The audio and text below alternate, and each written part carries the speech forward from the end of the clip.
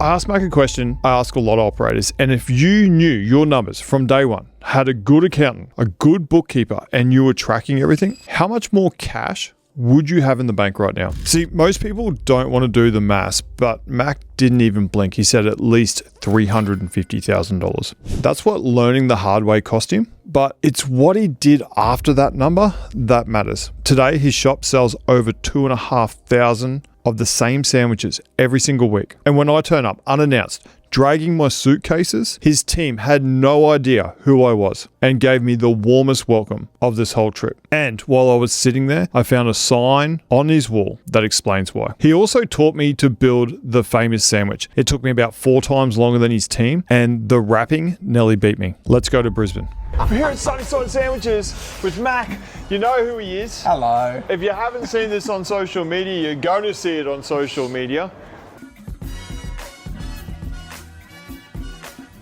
So anyways, we're going to learn how to make sandwiches. Yes, we are. We're going to learn how to make the best seller here. Okay. We're going to do the classic schnitty and the spicy schnitty sandwich. All right. Let's go in. Let's go. We're going to get the sandwich bar set up here. Oh, again? And then we'll get me? into it. Just for you and for tomorrow morning. Oh, yeah, so you clean up and then reset up. Absolutely. You know, I'm really excited for this. Yeah. I'm really excited for this. So I'm going to wash my hands. Wash your hands.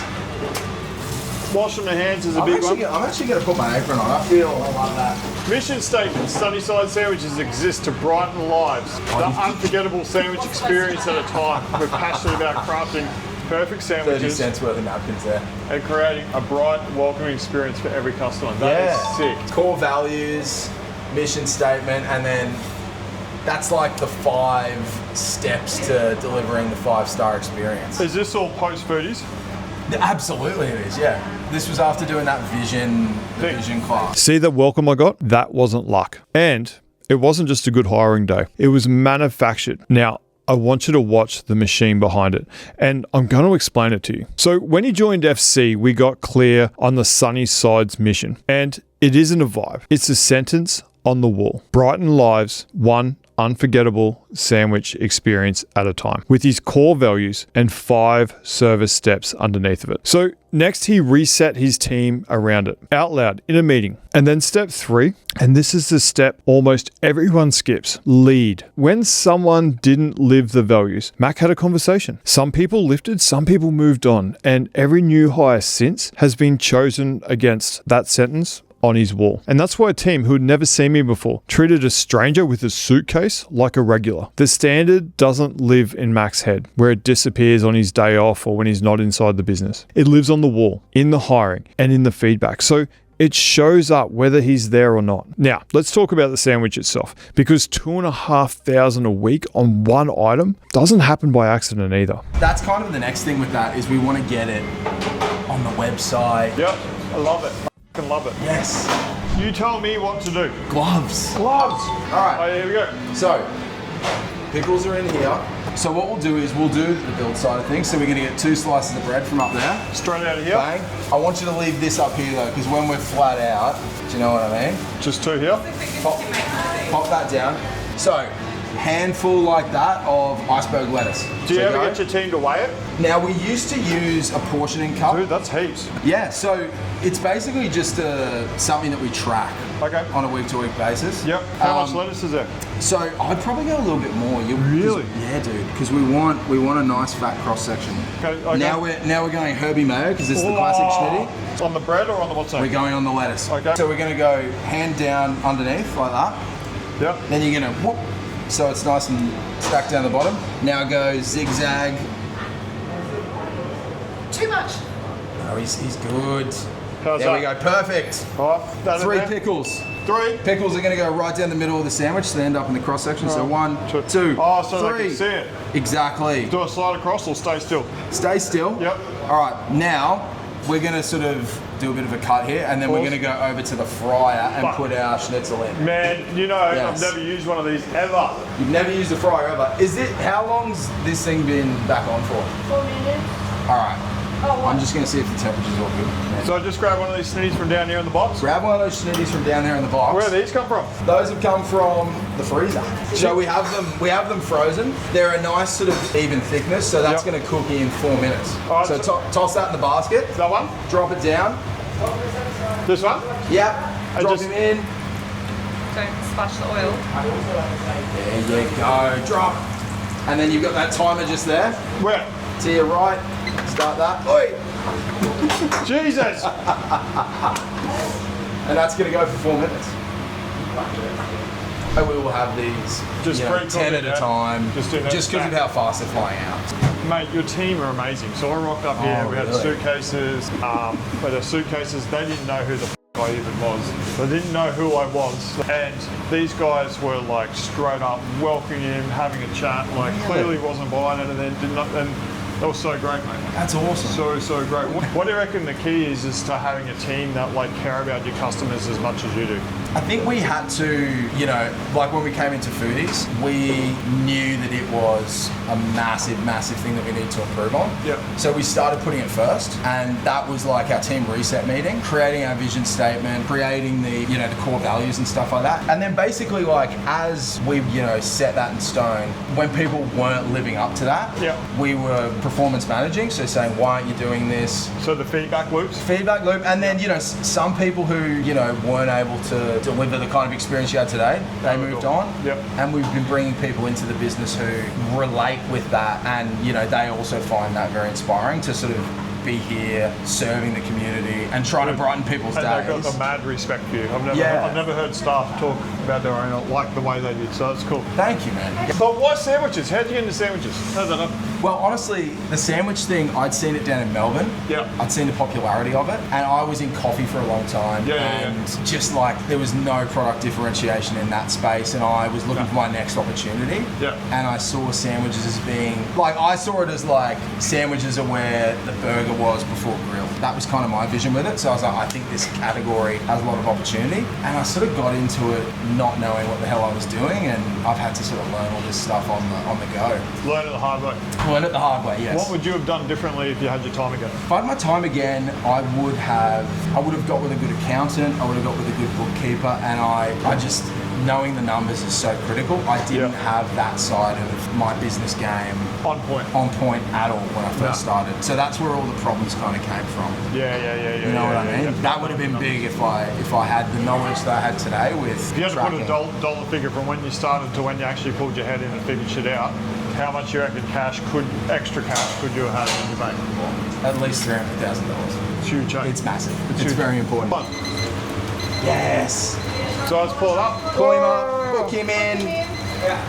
And we're just going to hold here because this is gross. I'm going to put the chopping board over it. Pop him down on the yellow chopping board. All right, now what? We're going to season. This is what makes the schnitzel go to the next level. This is our magic seasoning. Okay. We want to evenly coat this thing. Okay. So probably a good pinch is enough. There you go. Salt. Oh my God. Is that it? We need more. That's more. it. That's it. Perfect. All right. Turn it over? No need to turn it over, but we're going to do, because of the size of this schnitty, you're going to cut it in half, 2/3 of the way up. We use these spatulas for speed reasons. A little more there. There? Yep, perfect. Oh! Yes. Do it? Perfect. No, and now that's perfect. So this guy's going to go on top there, and now we're going to take him over to our sandwich. Yes. Now, what do I do? Straight on top? Yep, straight on top. Like that? Pop him down like that. Now what? Lid on the sandwich. Lid on. Is that it? Yeah, that's it. But this is the most important part coming up, the wrap and the cut. So pick it up with your hands. There you go. Now you're going to put the sandwich this way. That's it. Yes. Okay. Now I'm going to wrap it. Now with the wrapping, you're going to meet in the middle with those two. These two? Yep, meet in the middle. Now you're going to turn the sandwich towards you, so twist. Yes, sir. Woo. Yep. Now you're going to sort of keep holding the paper like this, both sides together. Hands, fingers are going to be pinching kind of there. And now we're going to just wrap down nice and tight. Like this? Yeah, there it is. Now stop there. That's pretty good. We're going to find the edge of the sandwich, so you're going to come in with your hands right to the edge of the sandwich. Yep, so like get it nice and tight like that. Oh no! That's all right, stay with me. Gonna blow it, yeah. Now we're going to go triangle, so kind of fold the paper like this. Yeah. So just like I'm wrapping a present for Mum. Like you're wrapping a present, yeah. Yep. Absolutely, that's just everything. Yeah, perfect. All right, now we've got a knife. All right, so pop the sandwich down here. Yes, sir. So now we are going to cut the sandwich this way. This way? Yes. Like that? Like that. All the way down to the bottom. No, there's meant to be, isn't there? No, so it's supposed to come completely apart. So let's see if he's got it completely apart. No, purposely left it like that. Oh, Oh, no! you did it perfect! Hey! All right, we're nearly done. So pop it in the tray. And now we're gonna season again because we have the best seasoning. So grab some of that seasoning there. Salt Bay across the cross section. Like that? Yes. That is it. How's that? That's good, man. Look at you just made a chicken schnitty. Dude, that's so good. Yeah. Simple sells, bro. So this is what we sell. We sell about 2,500 of these a week now.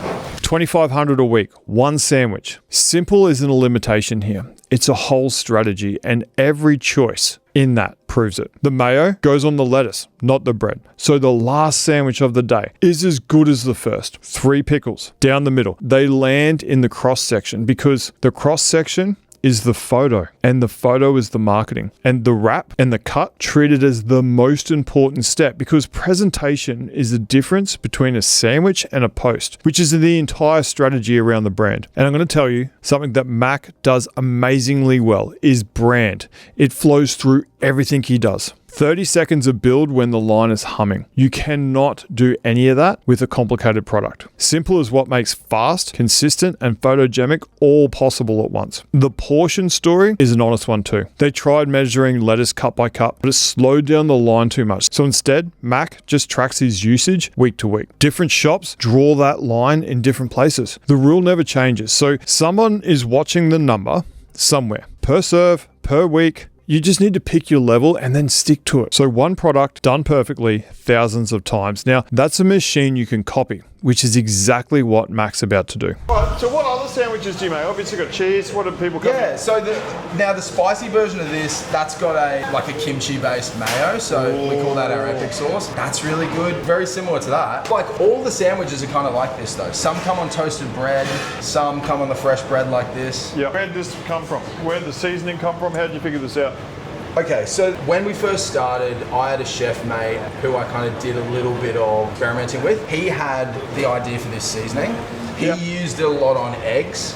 Right. In his career, so like... Did he give it to you? No, he gave it to me. This was our little tweak on it because we use a Korean chili pepper in this. Normally, he does it for like Mexican kind of stuff, so there's different spices in that. But basically, like chicken sandwiches, dude. They're super, like who doesn't love a schnitzel, you know? Yeah, no, I love it. It's the thing that everyone gravitates towards on the menus. We had many iterations of this, but like honestly, over the years, it's just been, the more simple we've done it, the better it's done, you know?